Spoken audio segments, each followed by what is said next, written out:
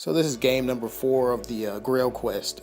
This is Beastmen versus Tomb Kings, and this is when the sobriety starts to come back, and the hangover starts to subside. I had to go out to the parking lot and get another beer, so that helped out. All right.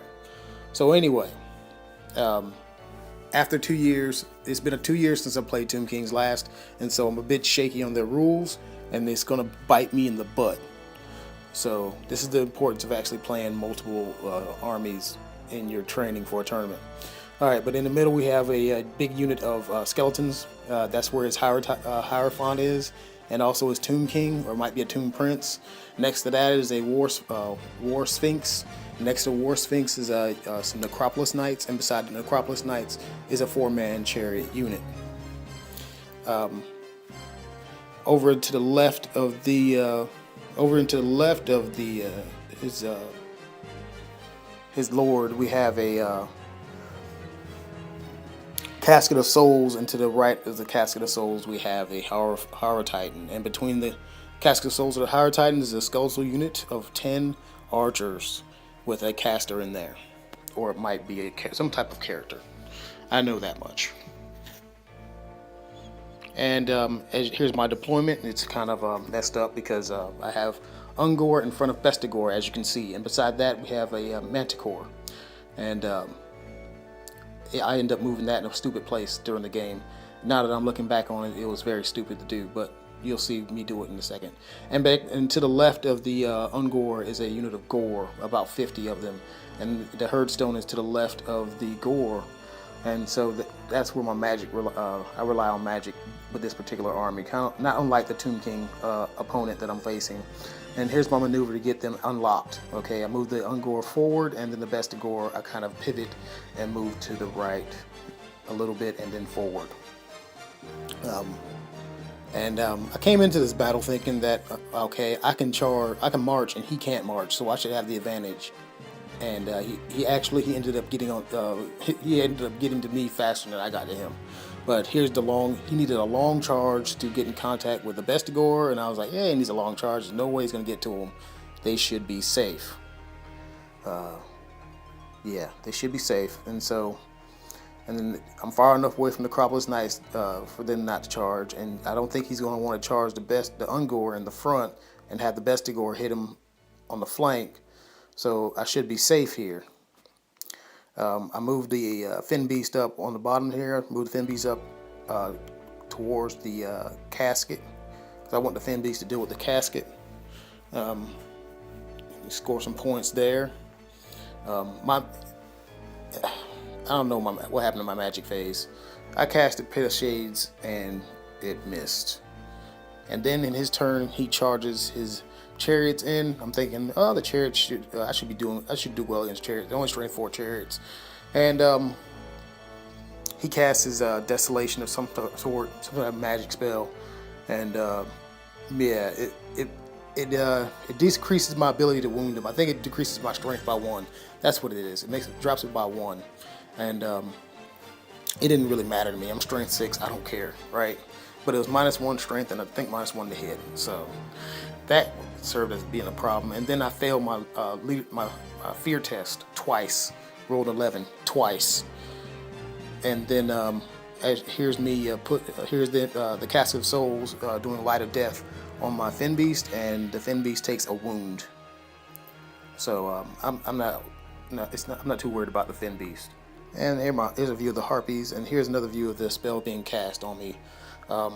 I didn't think I was going to get hurt that badly, but he rolled a lot of chariot hits and he rolled a lot of wounds, and I couldn't roll any saves because I had the Banner of Rust, the Totem of Rust on, so that sucked. I mean, he was rolling like a champion. He was beating the mess out of those Bestigor. He ends up killing almost like 20 of them. But in return, I killed his unit though. But man, he took a big part of their punch out. He took at least 10 attacks away from me, and that was huge. And that spell is not going to leave until his next phase. That was huge. And in his turn, he charges the his knights into the Bestigor to finish them off. I move my, I try to charge the Manticore in the following turn. No, this is just a picture of where I'm at right now. It moves his skeletal archers closer, and I think he shoots up the harpies and finishes them off. And he kind of moves his guys backwards a little bit, his monsters. I think I moved him back an inch. He brings his skeleton warriors forward a little bit.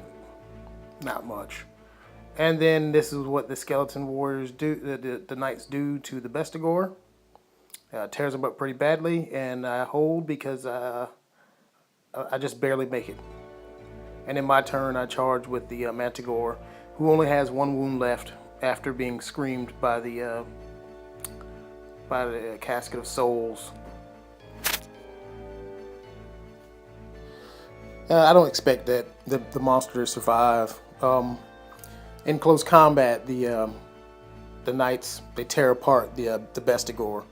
And usually those Bestigor are really good at killing knights, but I didn't have enough to absorb the attacks. He killed off the rest of the Bestigor. He did like 10 wounds. The Beast Lord has to roll Insane Courage, and that's what he rolls. He rolls Insane Courage and sticks. Over here in this close combat, the Fin Beast actually destroys the casket, and it explodes. And I didn't see that the Beast Lord actually surviving, but he did. He held his ground. Insane Courage. You gotta look at that. And here's a look at him standing all alone, staring down death in close combat. And that was actually the end of my turn where that happened. And in his turn, he's going to end up killing the Beast Lord. I actually failed the charge with the Ungor. That's why they're still standing there. So, here's the Fin Beast destroying the casket, and it explodes and kills 2 skeletons. So that was at least something good that happened in this game. I killed 2 skeletons and some chariots. Over here in close combat, the Beast Lord is still holding out a little bit. He casts another spell on him. He doesn't have any magic that actually goes into close combat, so that's why that picture's still there. And then I overrun.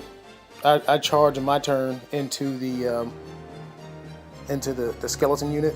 Actually, that last picture was of me attacking in close combat, and then he kills me, and then in his turn he kills me in my turn. Then in his turn he charges the Ungor. The Ungor are dead meat. I mean, it's only a matter of time. It seemed like every dice roll went his favor, and it went his favor at the right time. And my dice rolls were all going against me the whole time. Missing charges by 1 inch, all kinds of stuff. And here's another view of me missing a charge again. Well, that's not me missing a charge. That's him hitting me on the flanks there, and his magic phase, his resulting magic phase, debuffing the Ungor, which they didn't really need to be debuffed, but whatever. He also charges his monster into the Ungor after I failed my charge with the Gore. So that sucked. And here's another view of the monster hitting the Ungor. And the Ungor, in the turn before that, the Ungor actually faced the Stalkers, or the Knights, so they won't be in this flank, and I can actually keep my ranks, and so they keep my steadfast. I was going to need it. And here's the Fin Beast facing down a Hydra Titan. I came into this game all wrong. I mean, mindset-wise. He ended up winning. I think it was like an 8-13 win against Chaos War. Against the Beastmen. I came into this tournament all wrong. I was thinking at the end, I should have brought Minotaurs. In fact, if I had Minotaurs, I would probably have won 90% of the fights I was involved in. 90%. Just because of the ferocity of the Minotaur. But I can't really blame it on the bottle themselves. But if you enjoy the game, if you enjoy watching the video, comment. or subscribe, or both.